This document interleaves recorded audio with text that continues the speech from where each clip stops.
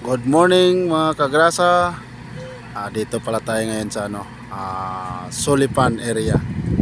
Yan. Kita nyo yung area na yung mga kagrasa. Doon na nagsimula yung paglagay ng girder sa taas ng piste. Bali dyan yan sa tawag nito, arko ng Solipan to Kalumpit Boundary ba. Bali dito sa Solipan area, dito sa bukid nila, tapos na yung mga poste. Kumbaga, ayan naka-ready na lahat mga kagrasa di ba? Kita nyo naman. Yeah. Hanggang sa Abante tayo mga kagrasa yan kita nyo naman puro poste na yan dito sa Solipan. Ayan. Abante tayo ngayon. Yan ang mga kagrasa di ba? Tapos ay mga poste yan dito sa pinakabukid ng Solipan. Ayan. Maya maya abante tayo doon sa Solipan River mga kagrasa. Ayan. Gagala ko kayo ngayon. Ayan see, kita mo naman mga kagrasa ayan buo na yung girder sa taas ng poste. Ayan ang tawag na ng mga equipment tayo mga kagrasa, form traveler. Yan yan yung dyan binubuo yung girder sa taas kasi ang rason kung bakit dyan binubuo dahil masyadong malapad yung ilog, kaya mangyayari mahirapan yung crane sa paglifting ng girder. Kaya ang ginawa dito na sa taas binuo. Yan. Pag makabuo ng isa, matuyuin ng halos 10 buwan. Ayan yung mangyayari. Ayan mga kagrasa diba? Kita mo naman yan diba? Kapit na siya makatawid ngayon. Dito yan sa mga kagrasa, Solipan River. Yan.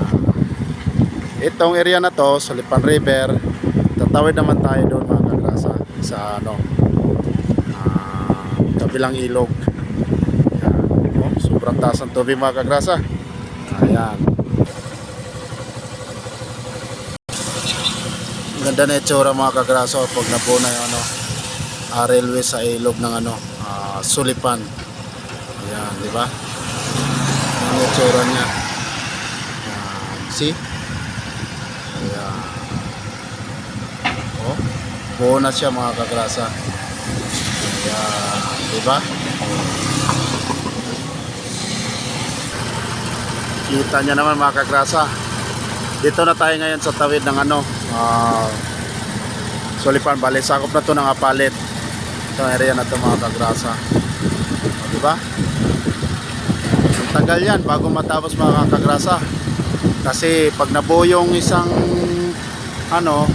ganyan, yan, isang buwan kailangang patuyuin bago sila tatawid. Ayan, ang tawag sa equipment na yan, form traveler. Yan, tumatakbo yan mga kagrasa. Pag nabuo na yun dito, tatawid naman sila sa kabila. Ayan, kita mo naman. Diba? Nakaabang na yung mga scaffolding para mag-alalay. Yan. Para makita nyo ng malapitan. Yan yung itsura na railway dito sa ilog ng Solipan to Apalit. Yan, di ba? Buo na yung sa ilog.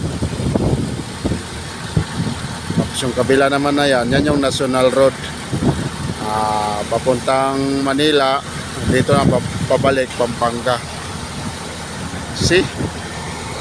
Ayan, di ba? Hindi pa rin sila makatawid mga kagrasa kasi doon sa area na yun may mga bahay pa, under negosasyon pa ng gobyerno.